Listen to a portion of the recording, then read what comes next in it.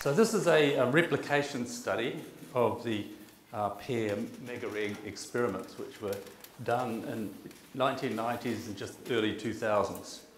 So I'll just give you a little bit of background of what they came up with first. The whole idea of these studies, which John's already pointed out to you, is that the volunteers try to influence a random number generator. And the random number generators produce zeros and ones. And the expectation from chance is that you're going to get half of them will be zeros and half of them are ones. And what you're trying to do is to influence it so you get more zeros or more ones. And so you, as the volunteer or the operator, first of all choose what you want. Do you want more zeros or ones? And then you set about trying to influence it to get what you've set your mind on. Each trial lasts about 1 second, and you usually have a group of trials, and 1,000 of them will take about 17 minutes.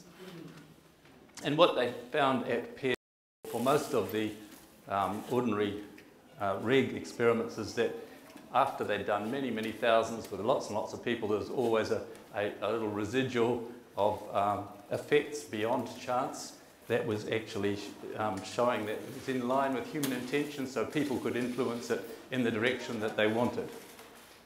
Okay, so most of the trials at PEAR were at 200 bits per trial. That is, it's as if you tossed a coin and it spun around 200 times and you caught it again, and you're hoping that it's heads or tails. So that's really all you're trying to do.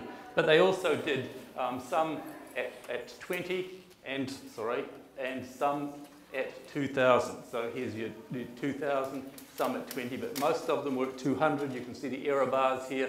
Because they've got very many trials at 200 bits per second, you've got very small error bars, so there's a lot of precision there. At 2,000 they had much less, and at 20 they had much less.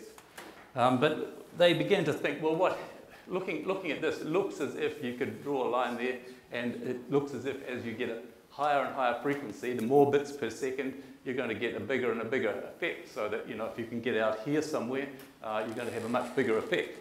And that's obvious that an engineer like Bob Jahn would think that, you know, I can amplify it. This is going to be great. We're going to get more amplification, more signal for what we're putting in.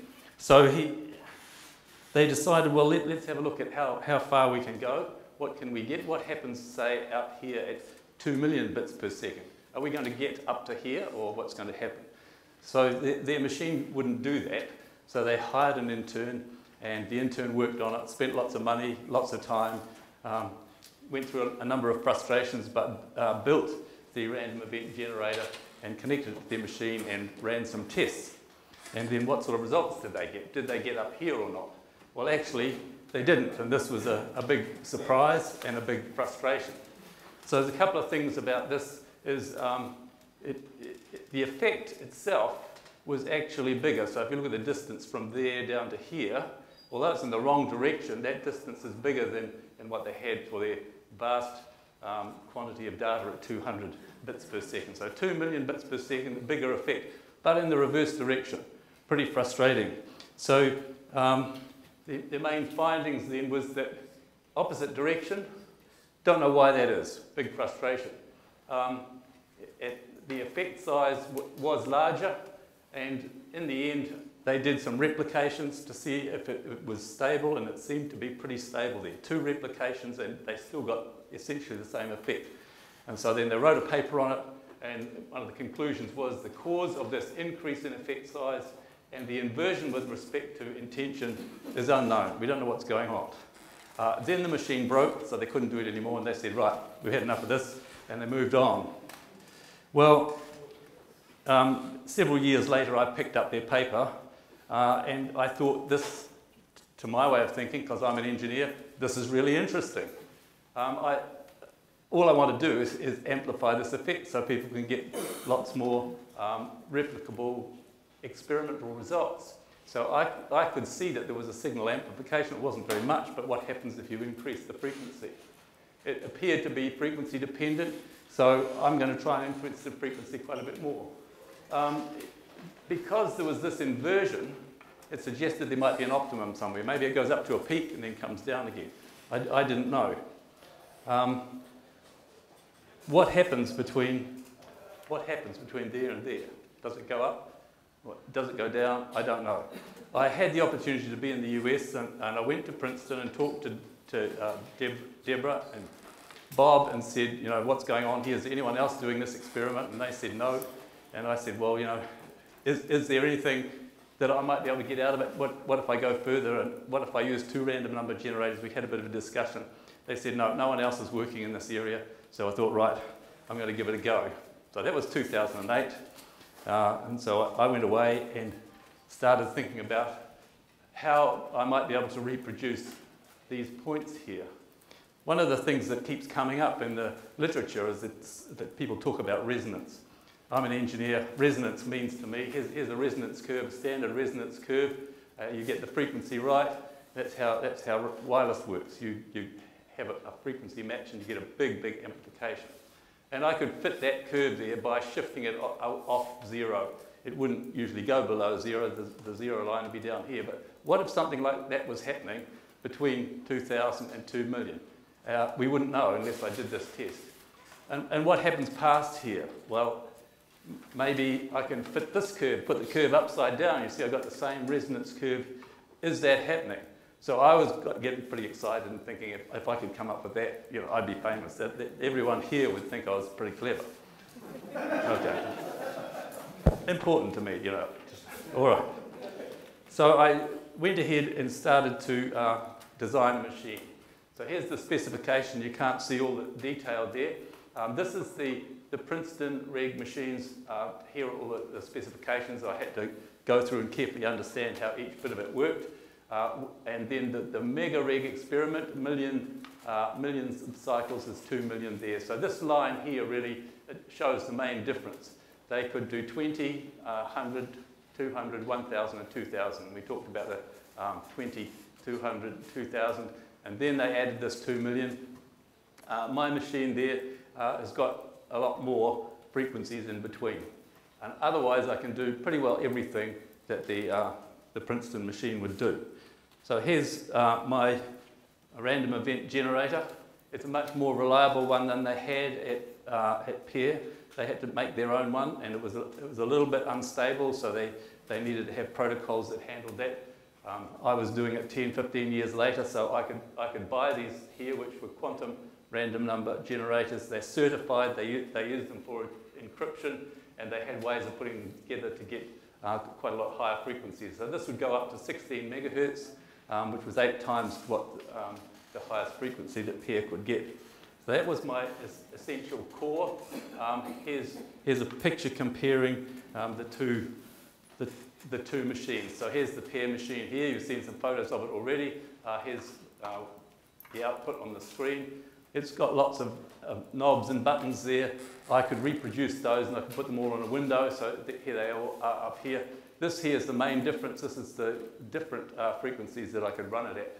And here's some output that they could do at Pear, but it's not in that picture here. So what this is looking at is I've got 1,000 trials. It's done just 56 of them, and it's got 944 to go. It's keeping an account of it. It's the same numbers that there are here. And you can follow the individual trial results are the blue line, and then the running average is this red line. And if you're sitting looking at that, you're trying to influence it. If you wanted it to go up, you're trying to make this red line go up so that by the time it gets to the end, it's above 0. And then you could say, yeah, I've won. And the score will be here, and you can see that how well you're doing. So that's the essence of the machine. So what did I get out of it?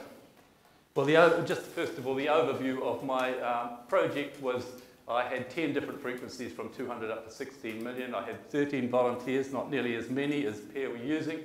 5 of those were over 10,000 trials each, so there were several people who did a lot of work. 127,000 trials over 18 months. It's taking a long time. I was protecting my career. I'm a university professor. I was doing this at home, running students coming over each week. Most of the runs were of 1,000 trials each, and people would come along and they would do 3 or 4 trials. I'd pay them for the hour's work, have a bit of a chat about how it went, and then send them on their way. And the processes were largely similar to those of Pear. So they wrote down their intention at first, and they worked for an hour and came back next week. The thing that was different from PEAR, I didn't have the tripolar protocol. Instead, I trusted my random number generators because they were certified. I gave them regular calibration, and I could get more output that way because I wasn't having to do the positive and the negative and the baseline. And the results that I got, so here's the PEAR results here that we started off with, and here's their 2 million one. And mine have got bigger error bars because instead of me focusing on one frequency like they did there, or one frequency here, I had 10 frequencies. I had to divide up my results amongst those. So my error bars are bigger, and so there's a lot of scatter in the results. But you can see that there's a fairly consistent trend there, and you can start to put some statistical significance on that. I haven't got the statistical significance of it, but I'm pretty sure looking at those error bars, if you doubled them, the end of this line is going to be above the zero, so it actually is a real effect. Looking at individual results, that was quite instructive, and it helped me to think about a little bit about what was going on. It's quite interesting to think about what these are. This guy here was a Chinese bus driver. He would come after work on Saturdays, and sometimes he went to sleep while he was doing it. So I wasn't all that convinced that he was putting the effort in, and sure enough, it's about zero there, and at the high frequencies, it doesn't show very much at all. This here, also almost no effect. This was a woman, PhD in anthropology, German, very particular, would do it, put a lot of work into it, and we've got a big effect, positive and negative, at the high frequency end. This one here was my son. He's actually got a bit of an offset there. Again, a big effects at the high frequency end. This one here was my future son-in-law. Again, bigger effect at the high frequency end. This one here was an interesting woman, tattoos up her arms, garrulous, loved doing this. She knew she could do it better than anyone else. She wouldn't do it on her own. She had other people in the room. She got them to vote as to what effect she was going to get, and then she'd go ahead and get it and see herself as a hero. She was fun to work with. I really didn't trust that she was being a well-behaved person. But anyway, there's the result. High frequency, at the high frequency end, lots more of effect, and low frequency end, still quite a big offset. So that's the only one that I think has got any real significance, statistical significance right over the whole range. And then most of the other operators only did a small number, and so you can't put too much weight on it. It was interesting to look at who those people were and what sort of results they got. And one of the points that came out of it to me is if you lump all the results together, you lose some of this detail, which is actually, this point seems to be statistically significant to me, but you lose it if you average it all out over a lot of people. The other thing I did is I could see this increase towards the high frequency end, so this is a kind of signal strength. All I've done is get the magnitude of the effect size and so there's no negatives there. Any negatives, I just made them positive, so that this is the size of the effect at the high frequency end, and you can see again this strong trend towards an increased signal at the high frequency end. So summarising this, I've got two separate pages of summaries. These are the main findings which I feel relatively confident about. First one, there's no resonant frequency anywhere there. There wasn't anything that you could put your hang your hat on and say, oh, there'll be a peak here. That wiggly line just didn't show that. Second thing is the main finding overall is this increase in effect with frequency, and that was in line with what PEAR had, an increase in effect with frequency. But the PEAR finding of an inverse with respect to intention wasn't replicated in my study at all. In fact, it was quite different. We had a positive effect at the high frequency. And then the secondary findings, which I can't hang my hat on so much. The main point here is, since the main purpose was really looking for this big increase in effect with frequency, I haven't really been able to justify these findings so well. I've made this point already that combining the results seemed to average out some things that were pretty interesting. The data quantity was too small for any individual frequency for you to be able to say it was really there. The result really seems to come when you put them all together. And some of the volunteers showed statistically significant results, and others there wasn't very much. Okay, This bit here is quite interesting. This is really, I've added this one since I've come here. Talking to people who work with the random event generators a lot, they say the experiment effect is pretty big. And really, once they pointed it out, I could see that that was the case. Not only could I see it, but I had evidence of it. So the first point here, this is my conclusion after my visit to Bob and Deborah. The MegaReg results elegantly captured the emotional state between the experimenters at pair. So I read the paper, it was very professional, I was really impressed with it. When I went there and talked to Bob and Deborah, I found immediately that they were furious with Michael Ibbotson. He was terrible, they just didn't get on. He'd done stuff they didn't like, he'd done all sorts of things they didn't like. His work was pretty thorough, but he'd gone off and published papers that they didn't necessarily agree with, and there was this big division between them. And what I thought was really clever about the whole experimental result is that their results seem to capture that. Their results of positive effect at 200 bits per second stayed there in the MegaReg, but it also got this negative effect at the high frequency, which allowed Michael Ibbotson to thumb his nose at his superiors at pair and frustrated them no end. So I thought it really captured what he wanted and their frustrations with him.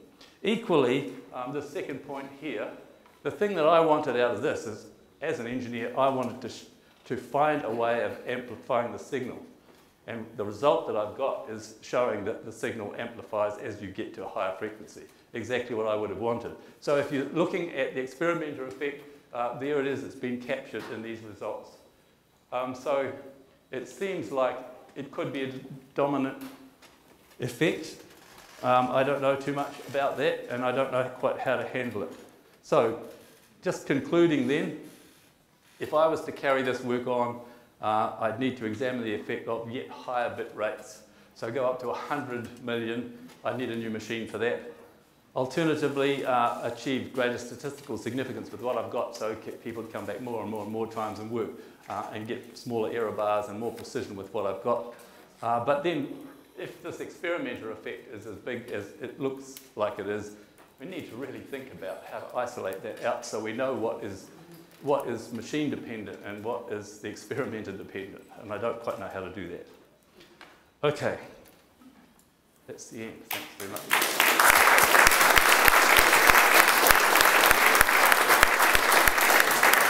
So, well, first question is, I'm just curious what was your level of statistical significance independent of effect size? So sort of what kind of p-value did you have on the highest bit rate data set? The error bars there are all one standard deviation.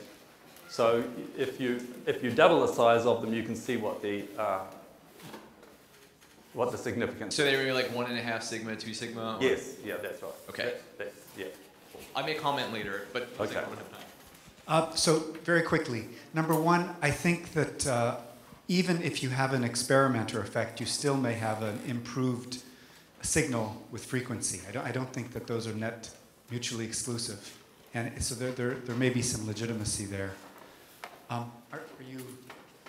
Second thing, I suggest that when you look at the psi missing and the psi positive, that's fine, because they both are psi effects. And just from completely different work, and you may have done this too, I suggest using RMS, because it's like a noisy signal, so just add the RMS of all of them. That'll take care of the sign.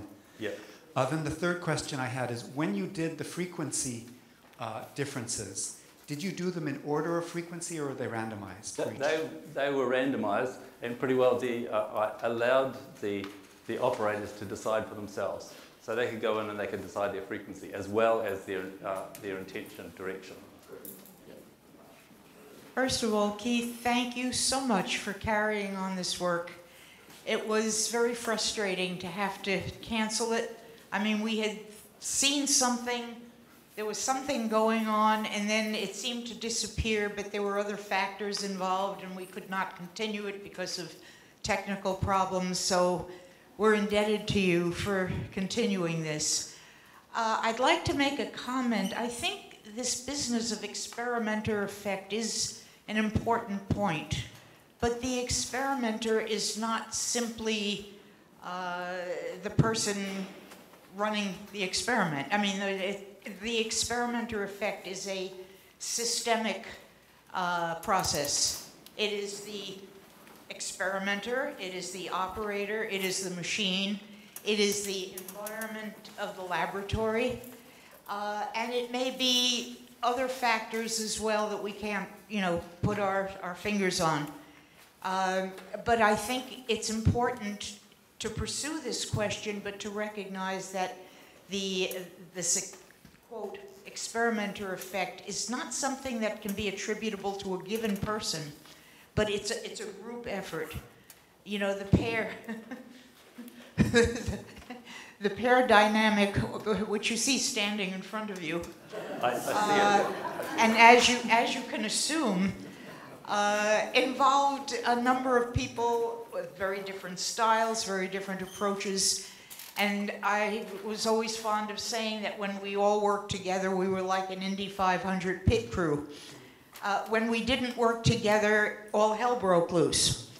And I noticed anecdotally, just looking over the years of data collection, that there appeared to be, can't demonstrate it, can't prove it, but there appeared to be a correlation with the times when the pair staff and the pair program were moving along smoothly and happily, and as opposed to times when we were sort of at loggerheads with each other.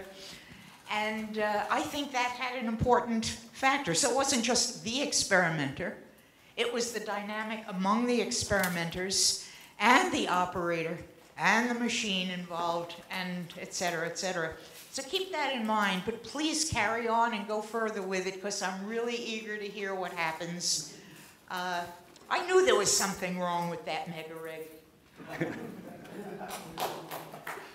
I hope you'll be willing to correspond about these experiments, because I have a tremendous amount I'd like to talk to you about. For right now, though, I'd just like to ask, why is it that you feel you did not replicate the inversion effect? When I'm looking at that graph, I see that you're going gangbusters positive at some frequencies and visibly negative at other frequencies, and in fact, the frequency that's closest to the frequency of megareg itself is negative, like megareg. Yes. Yes, I agree with that. You could say, well, it's replicated, here it is here, or right there. You could say that. But the statistical significance of these, really you've got to double that error bar to get the 1 in 20 that you want. This one here, this point here is really off the axis. This one isn't really. It could be just on 0. So I'm really looking at that trend line there and saying that trend line has got statistical significance because it's made up of 10 points. And that's not replicating this here, it's heading off up there. That's really what I'm saying.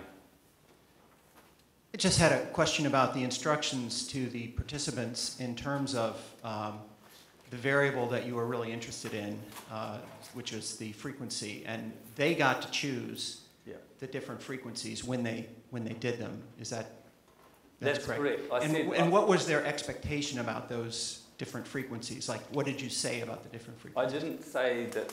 I just said I wanted to know what happened with frequency. So please select frequencies, whichever ones you want, but try and get a balance.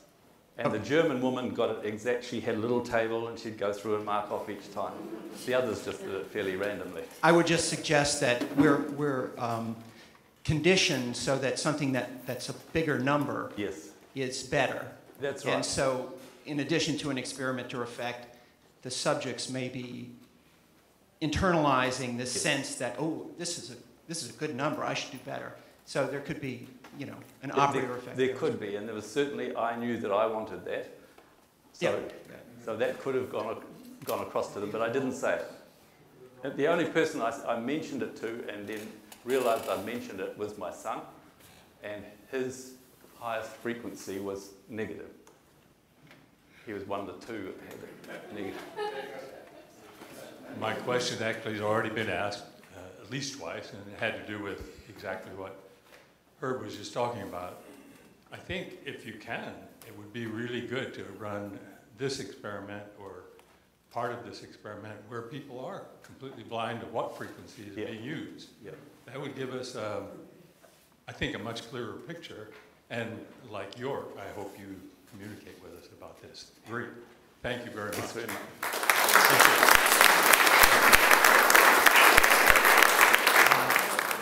So I'm happy to be here. This is the 4th time in 6 years that I presented the SSE.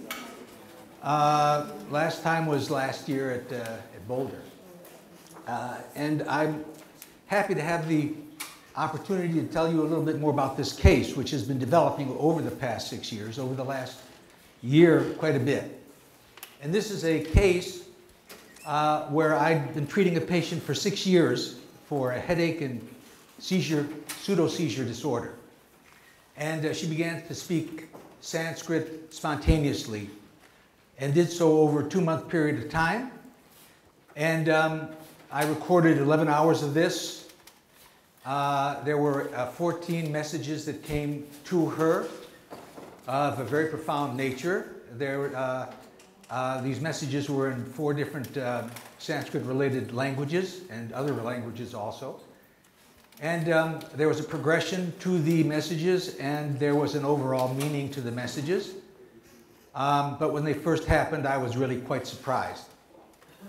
So this is how I looked 35 years ago or so, and this is what time does to us. And here I am with the patient. The story here is that after 6 years of treatment, and she had a brain biopsy at UCSD, University of California, San Diego. I had hospitalized her many times because of this severe headache. She had been suicidal when she had headaches.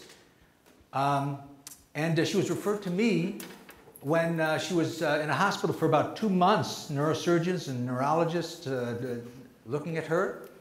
And when she was seizing, she had normal EEG. So they thought that this was a manifestation of some psychological trauma or conflict manifesting physically. And when I saw her, we tried to understand its connection to psychological trauma, early trauma, which there was a lot, and to try to bring some consciousness to it and work through it. But she continued to have these terrible headaches, hospitalized many times. So I treated her for 6 years. She got better, and she left for 2 years. And then she called me and said, somebody's visiting me in an interdimension and speaking a foreign language. So I thought she was manipulating, telling me a strange story, because that is strange to hear for modern psychiatrists to hear that, unless it's completely delusional or hallucinatory. So I says, well, can you recall what that person's saying? I think I can, she said. I said, can you write it down? I think I can. Can you translate? I think I can. So I said, well, if that's the case, then call my answering machine and leave a recording. But don't wake me up in the middle of the night over this. And so how amazed I was a day or two later when I heard this. Now, I'm about ready to admit her to a hospital. She's having a headache. She was in another hospital. I'm transferring her. We are in my office, and I'm playing back a recording, and this is similar to the first time I heard her on my answering machine. This is another recording, but this is very similar to the first time. I picked this up, and I was amazed to hear this, and this is how it sounds. Whoops. So let me play this for you and see if you can recall anything, okay?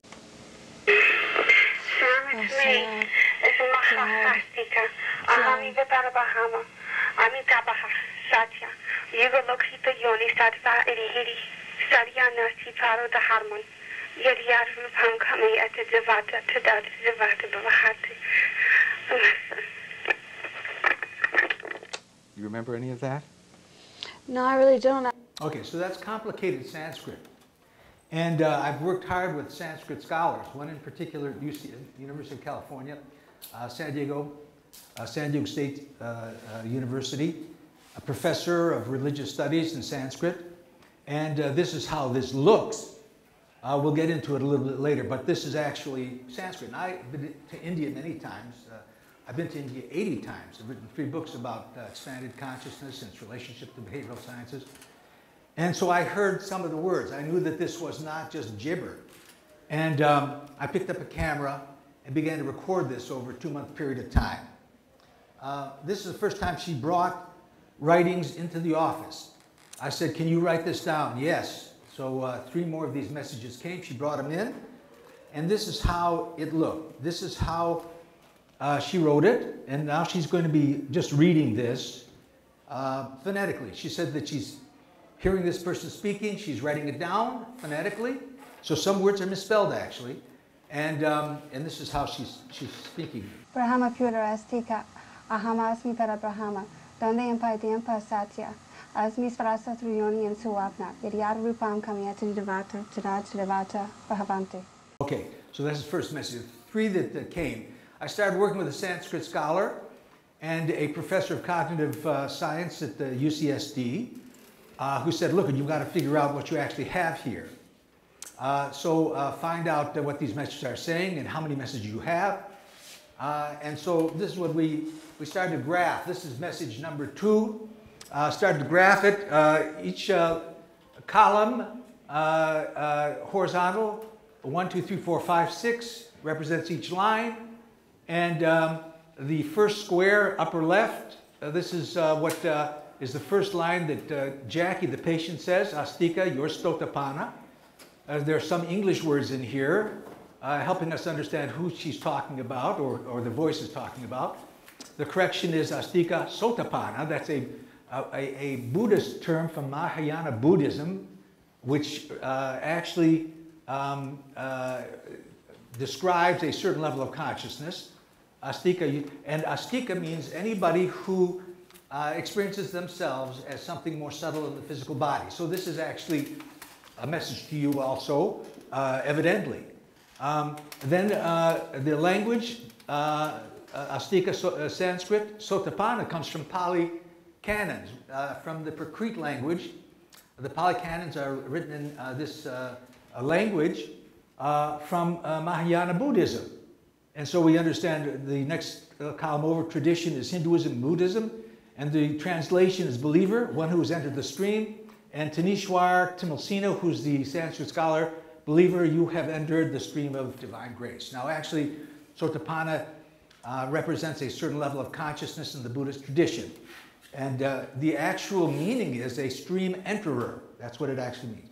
Okay, so just to show you that we started to, after my presentation last year, Sharon and I, my wife and I had lunch with Russell Targ and his wife Patricia, and he said, you know, I'm a Buddhist, and this seems like very much like a terma. And I didn't know what the term terma was. A terma is a hidden message that is transmitted by a Buddha or a very high soul to a tirtan or a receiver in the future to be revealed or found. Now it sounds like science fiction. Much of what you're studying seems like science fiction, I think, but most people don't believe this. But this is well represented in a Buddhist tradition, Vajrayana Buddhism. There are 3 major traditions, Theravada, Mahayana, and Vajrayana Buddhism. And the way Vajrayana Buddhism, the scriptures are developed is through this terma, this belief that there are tirtans or receivers of the message that understand it and can decipher it and project it into their scriptures. So I thought, well, this is more, I should really be presenting this as a revelation or a terma. And so I'm going to, this clip just helps us understand a little bit. You probably understand this revelation, but term is very much like a revelation. And then in this particular clip, I'm going to show you the extent of the 14 messages. A tremendous amount of material received from a very disabled patient, actual concrete Sanskrit-related languages received that have an actual message. This is extraordinary, a transmission of knowledge. And Bill Benson was talking about this transmission and that it's not energy, it's information or knowledge. That's why I asked the question to him. This is a tremendous transmission of knowledge. And we'll get into the idea of what a Buddha is and what the terma is and what a tirtan is. But here we're just going to get into revelation and In religion and theology, revelation is the revealing or disclosing of some form of truth or knowledge through communication with a deity or other supernatural entity or entities. Orthodox Jews, Christians, and Muslims believe that the Torah was received from Yahweh or God on biblical Mount Sinai. Muslims believe that the Quran was revealed by God to Muhammad, word by word through the angel Gabriel. In Hinduism, some Vedas are considered authorless, not human compositions, or Shruti, what is heard, a direct revelation from divinity. With the Age of Enlightenment in Europe, beginning about the mid-17th century, and with the development of rationalism, materialism, and atheism, the concept of supernatural revelation faced skepticism. A terma is defined as a hidden treasure. They are various forms of hidden teachings that are key to the Tibetan Buddhist. The belief is that these teachings were originally hidden by various adepts during the 8th century for future discovery at auspicious times. Jackie received 14 messages. Here, to show the amount of material gathered, is a quick survey of all the messages. Of course, to understand these messages and their overall meaning, we'll have to analyze each one by one, which I will do in coming posts. Okay, this is just to see the extent of it. It's fairly extensive, and it gives a coherent overall message, evidently for this particular time. Okay, the voice in these messages identify him herself as Parabrahman, Satya Sai Baba, and Amitabha Buddha of Light. Now, Parabrahman in Hinduism is infinite consciousness that is beyond attribute, beyond name, form, time, space. It is probably similar to the Buddhist absolute truth, which means emptiness. It is non-form with full potential. All opposites exist as one, full potential, and it can manifest. In fact, it's the source of creation. Satya Sai Baba is an Indian teacher who I was interested in and had visited. And Amitabha Buddha of Light is a Buddha, a celestial Buddha, who exists in a celestial realm, not embodied on earth, but in a celestial realm, who transmits these termas, who has transmitted termas. Terma is the hidden message, and the Kirtan is the one who receives it. Now, for understanding some of this material, I want to get into some of this a little bit deeper. References Holly Gailey, who received her PhD Tibetan and Himalayan Studies at Harvard, and John Reynolds, Sanskrit Tibetan Buddhist Studies, Columbia, Berkeley, Washington, University of Washington. And I've had a fair amount of experience. I mentioned I've been to India 80 times, and I've written 3 books about expanded consciousness related to behavioral sciences. Okay, so this is a paranormal phenomena described in Vajrayana Buddhism. Tibetan word terma, we've gone through this a little bit more here. Literally means treasure. Usually refers to Buddhist scripture received from a distant past through the process of revelation. Tirtan is a person who discovers an ancient hidden text. The mind terma is discovered in the mind of the Tirtan. Terma's line of transmission, a Buddha like Amitabha, the Buddha of Light, transmits this. It can be to a disciple in the 8th century called Padma Sambhava, or it can be to another Tirtan. Paranormal phenomena and wisdom. Okay, so here's just to demonstrate a number of Buddhist words that were unique. Here you see Dandempai Dempa. This actually is from Tibetan Buddhism, which is a language separate from actually Sanskrit. This is 3 Sanskrit scholars didn't know what this word was. It took a Google search, and we found out that it meant absolute truth. So I'm going to just play a little of this.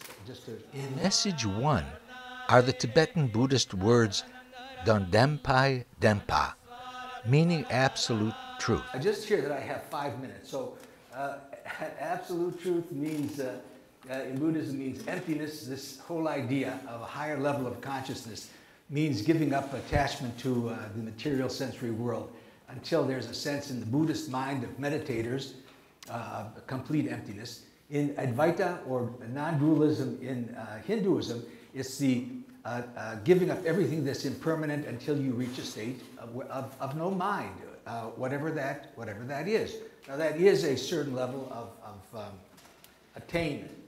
I'm going to go through this very quickly because this is just Dr. Timal Sina, our Sanskrit scholar, presenting at the APA, American Psychiatric Association. In 2015, there was a 3-hour media workshop, and here's the... Over 2 months, we have 11 hours of video recordings, 14 recorded messages, 4 of them, even when the patient is in a psychiatric hospital under close watch and heavily medicated. We also have 6 additional incomplete messages while the patient is in a trance.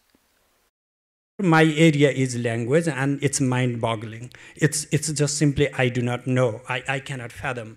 And it took really long time for me just to analyze these 6-7 lines, because they were coming from different traditions and different texts, but still making a coherent sense. So they were not like, one could just jumble together. I could read, for example, Hebrew text, which I don't know. I don't want to get into it. I don't have much time. This really is pretty profound and takes a lot of time to actually understand. But he's just talking about how extraordinary it was for him to find a text with Amitabha is from Mahayana Buddhism, Dondempai Dempai is from Tibetan Buddhism. There are many Advaitic or Vedantic Hindu terms, all talking about how one rises in consciousness, the process that we go through, raised to a higher level of consciousness.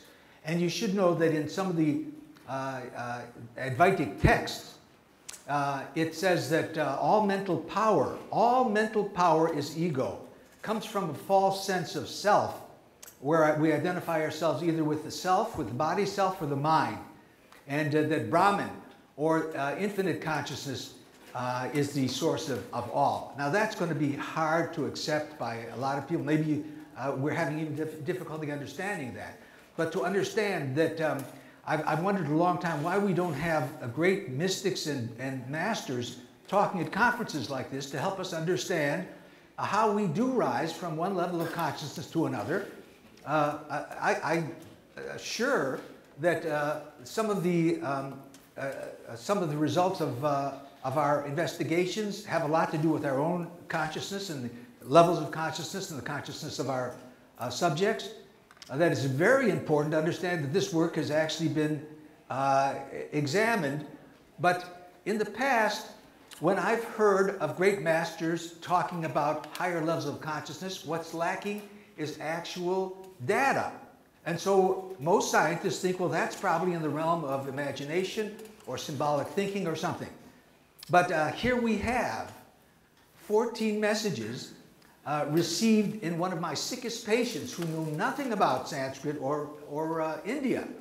She comes from, her background is English and French, and with no connection whatsoever to Sanskrit or to India, speaking the most complicated, not only languages, but concepts as well that actually make extreme sense.